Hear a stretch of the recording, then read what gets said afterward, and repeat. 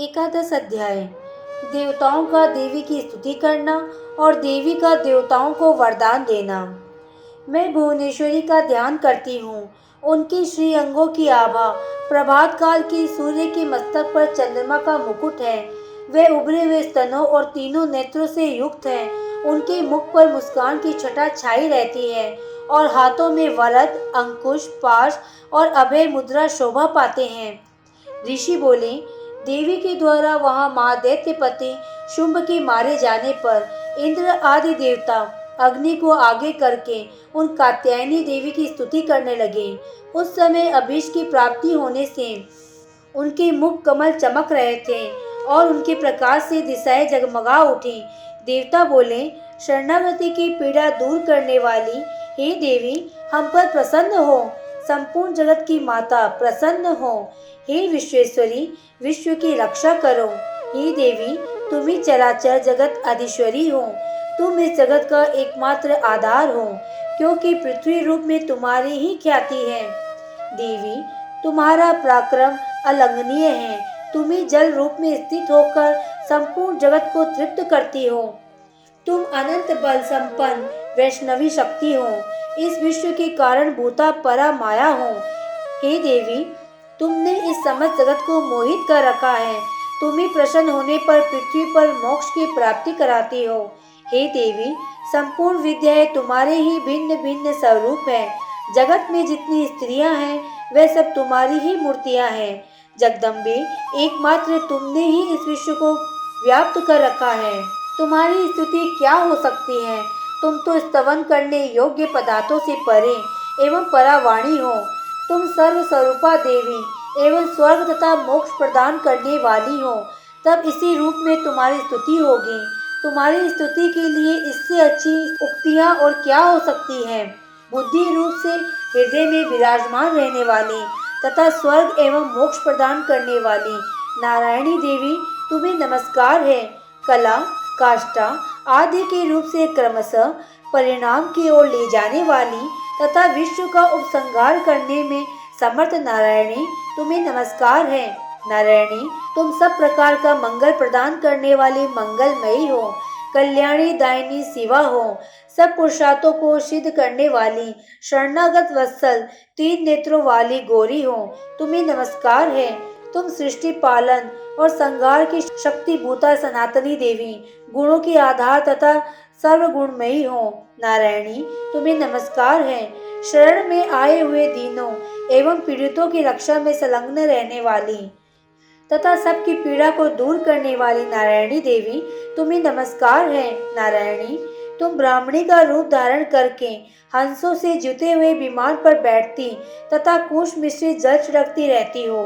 तुम्हें नमस्कार है। महेश्वरी रूप से त्रिशूल, चंद्रमा एवं सर्प को धारण करने वाली तथा महावृषभ की पीठ पर बैठने वाली नारायणी देवी, तुम्हें नमस्कार है। मोरों और मृगों से घिरी रहने वाली तथा महाशक्ति धारण करने वाली कौमारी रूप धारणी निष्पापी नारायणी, तुम्हें नमस्कार है। शंख, चक्र, गदा और सारंग धनुष रूपी उत्तम आयुधों को धारण करने वाली वैष्णवी शक्ति रूप नारायणी, तुम प्रसन्न हो। तुम्हें नमस्कार है। हाथ में महाचक्र लिए दाढ़ों पर धरती को उठाए बाराही रूप धारणी कल्याणी नारायणी, तुम्हें नमस्कार है। भयंकर नरसिंही रूप से दैत्यों के वध के लिए उपयोग करने वाली तथा त्रिभुवन की रक्षा में संलग्न रहने वाली नारायणी, तुम्हें नमस्कार है। मस्तक पर किरीट और हाथ में महावज्र धारण करने वाली, सहस्त्र नेत्रों के कारण उद्दीप्त दिखाई देने वाली, वृत्तासुर के प्राणों का अपहरण करने वाली इंद्र शक्ति रूपा नारायणी देवी, तुम्हें नमस्कार है। शिवदूती रूप से दैत्यों की महती सेना का संहार करने वाली, भयंकर रूप धारण कर विकट गर्जना करने वाली नारायणी, तुम्हें नमस्कार है। ताड़ों के कारण विकराल मुख वाली, मुंडमाला से विभूषित मुंड मर्दानी चामुंडा रूप नारायणी, तुम्हें नमस्कार है। लक्ष्मी, लज्जा, महाविद्या, श्रद्धा, पुष्टि, ध्रुवा, महारात्रि तथा महाविद्या रूपा नारायणी, तुम्हें नमस्कार है। मेघा, सरस्वती, वराश्रेष्ठ, भूति, ऐश्वर्य रूपा वाश्रवी भूरे रंग की अथवा तामसी, नियता तथा ईशा रूपिणी नारायणी तुम्हें नमस्कार है।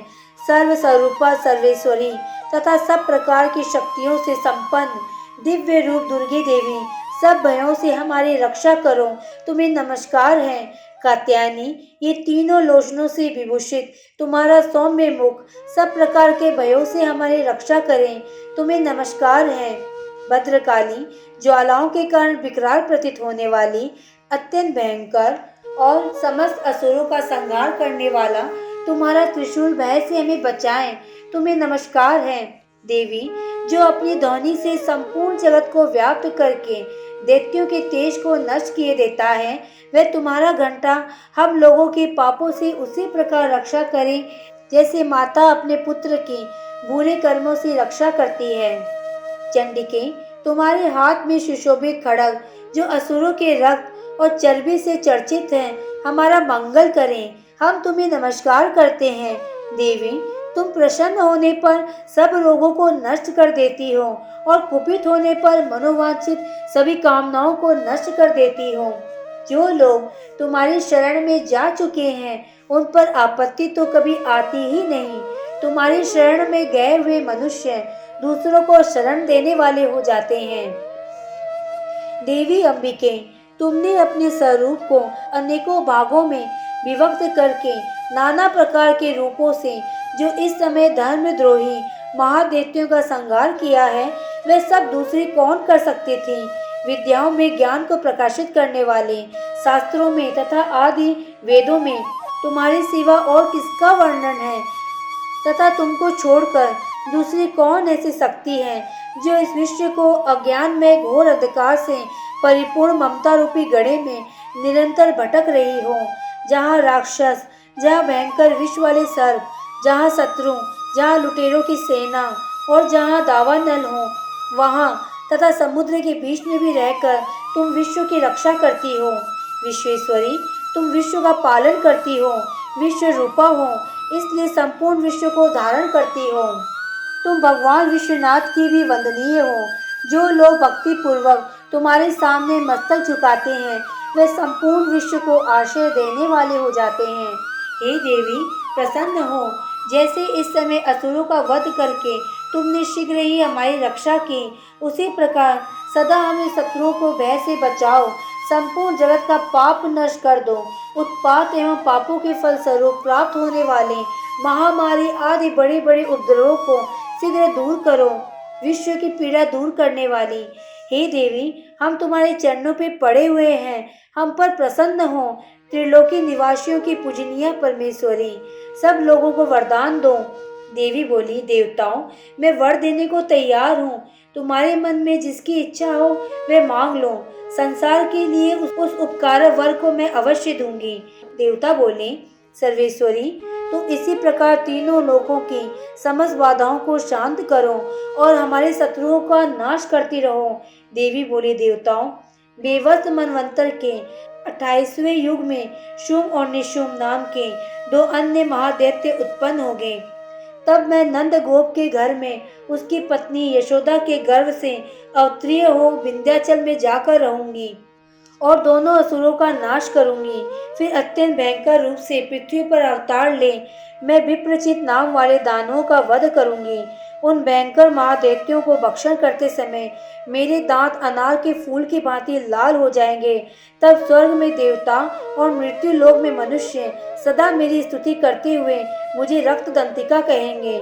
फिर जब पृथ्वी पर 100 वर्षों के लिए वर्षा रुक जाएगी और पानी का अभाव हो जाएगा, उस समय मुनियों की स्तवन करने पर मैं पृथ्वी पर आयोनिजा के रूप में प्रकट होंगी और 100 नेत्रों से मुनियों की ओर देखूंगी। मनुष्य शताक्षी नाम से मेरा कीर्तन करेंगे। देवताओं, उस समय मैं अपने शरीर से उत्पन्न हुए शाखों द्वारा समस्त संसार का भरण पोषण करूंगी। जब तक वर्षा नहीं होगी तब तक वे शाख ही सबके प्राणों की रक्षा करेंगे। ऐसा करने के कारण पृथ्वी पर शाकंभरी नाम से मेरी ख्याति होगी। उसी अवतार में मैं दुर्गम नामक महादैत्य का वध भी करूंगी। इससे मेरा नाम दुर्गा देवी के रूप में प्रसिद्ध होगा। फिर जब मैं भीम रूप धारण करके मुनियों की रक्षा के लिए हिमालय पर रहने वाले राक्षसों का भक्षण करूंगी। उस समय मुनि भक्ति से नतमस्तक होकर मेरी स्तुति करेंगे। तब मेरा नाम भीमा देवी के रूप में विख्यात होगा। जब अरुण नामक दैत्य तीनों लोकों में भारी उपद्रव मचाएगा, तब मैं तीनों लोकों का हित करने को 6 पैरों वाले असंख्य भ्रमरों का रूप धारण करके उस महादैत्य का वध करूंगी। उस समय सब लोग ब्राह्मणी के नाम से चारों ओर मेरी स्तुति करेंगे। इस प्रकार जब जब संसार में दानव बाधा उपस्थित होगी, तब तब अवतार लेकर मैं शत्रुओं का संहार करूंगी। इस प्रकार से मार्कंडे पुराण में सार्वणिक मनवंतर कथा के अंतर्गत देवी महात्म्य में देवी स्तुति नामक 11वां अध्याय पूरा हुआ।